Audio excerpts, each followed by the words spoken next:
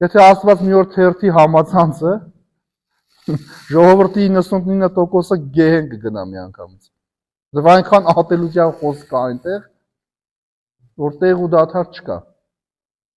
Էլ չեմ ասում, որտեղ դա գալիս է մեր առօրյա կյանքից, չէ՞։ Այդ խոսույթը մեր որքան է ատելությամբ լցված։ Բայց մեր խոսքը կարող է բուժել եւ կարող է վիրավորել։ Այո, ինչու մենք չենք կարող նույնիսկ մեր գաղափարական, այսպես ասած, հակառակորդի նկատմամբ նորմալ խոսույթով դիմել, չէ՞, որ մեր Տեր Հիսուս Քրիստոս ասաց.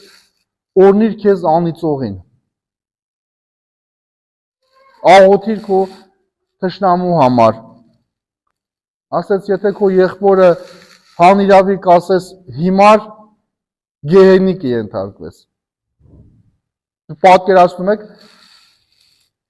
այս խոսքը քրիստոնյաները մոռացել են։ Մենք որքանով ենք ուշադիր մեր խոսքին, որովհետև մեր Տեր Հիսուս ասեց, չէ, ձեր յուրաքանչյուր խոսքի համար պատասխան եք տալու։